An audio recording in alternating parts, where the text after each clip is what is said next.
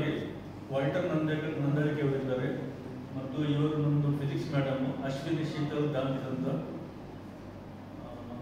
Radhika madam ಇದ್ದಾರೆ ಉದ್ಯಾವರದಿಂದ, ಅವರು ಅನೇಕ ಸಿನಿಮಾಗಳಲ್ಲಿ ಆಕ್ಟಿಂಗ್ ಮಾಡಿದ್ರು.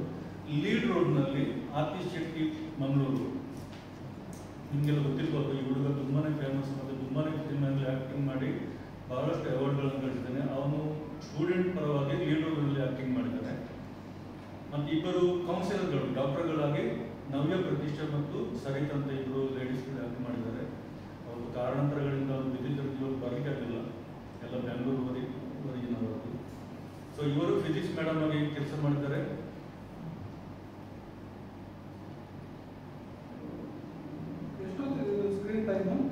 ಸ್ಕ್ರೀನ್ ಟೈಮ್ ಸಾಧಾರಣ ಸರ್ 2 ಗಂಟೆ 40 ನಿಮಿಷ. 2 ಗಂಟೆ 40 ನಿಮಿಷ.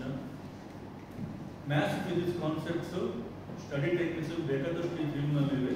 ಯಾಕಂದರೆ ಆ ಹೆದರಿಕೆಗೆ ತಕ್ಕದಾಗಿ ಆ ಹೆದರಿಕೆಯನ್ನು ಓಡಿಸಲು ಏನು ಮಾಡಬೇಕು, ಓಕೆ, ಎಲ್ಲ ಹೆದರಿಕೆ ಒಂದೇ ರೀತಿ ಓಡಿಸಲಿಕ್ಕೆ ಆಗುದಿಲ್ಲ ಅಲ್ವಾ.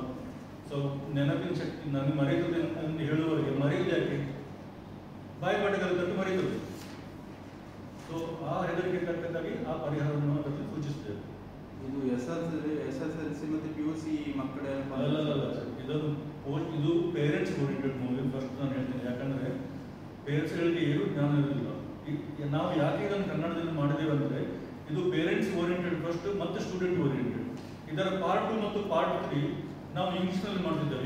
ಈಗಲೂ ನಾವು ಶುರು ಮಾಡಿದ್ದೇವೆ ಶೂಟಿಂಗ್ ಮಾಡಲಿಕ್ಕೆ, ಅದು ಇಂಗ್ಲೀಷ್ನಲ್ಲಿ.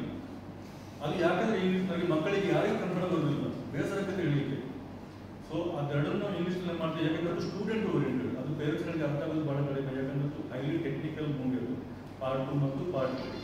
ಸೊ ಇದು ನಾವು ಕನ್ನಡದಲ್ಲಿ ಮಾಡಿದ್ದೇವೆ ಅಂದರೆ ಇದು ಪೇರೆಂಟ್ಸ್ ಓರಿಯೆಂಟೆಡ್. ಮೊದಲು ಪೋಷಕರಿಗೆ ಸಮಸ್ಯೆ ಗೊತ್ತಿರಬೇಕು, ಆವಾಗಲೇ ಅವರು ಪರಿಹಾರ ಹೇಳಲಿಕ್ಕೆ ಸಾಧ್ಯ ಆಗ್ತದೆ.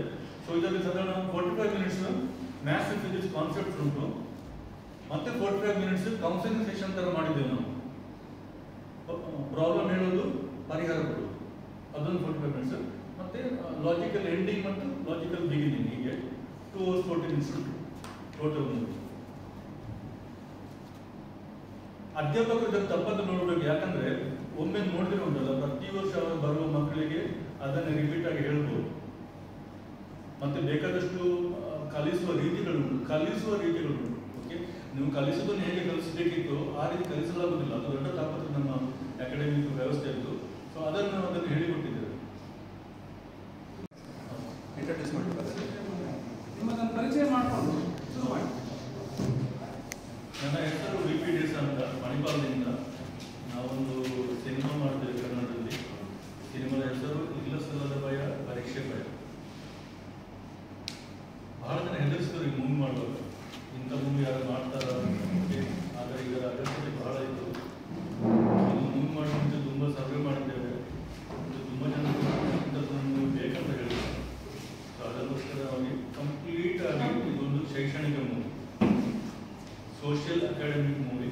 ಇದರಲ್ಲಿ 20 ಪರೀಕ್ಷೆ ಹೆದರಿಕೆಯ 6 ಹಂತಗಳನ್ನು ನಾವು ಗುರುತಿಸಿ 20 ವಿವಿಧ ರೀತಿಯ ಪರಿಹಾರಗಳನ್ನು 20 ವಿವಿಧ ರೀತಿಯ ಹೆದರಿಕೆಗಳನ್ನು ಗುರುತಿಸಿ 6 ರೀತಿಯ ಪರಿಹಾರಗಳನ್ನು ಸೂಚಿಸ್ತೇವೆ.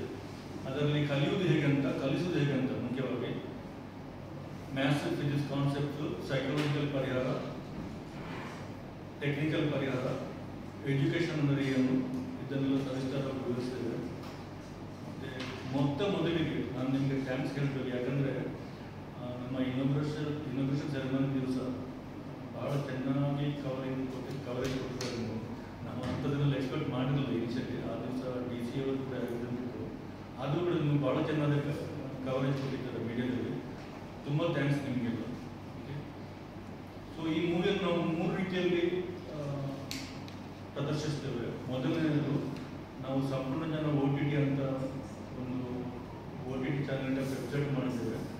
ಎರಡನೇದು ಸಂಪೂರ್ಣ ಜನ ಆ್ಯಪ್ ಮಾಡಿದ್ದೇವೆ.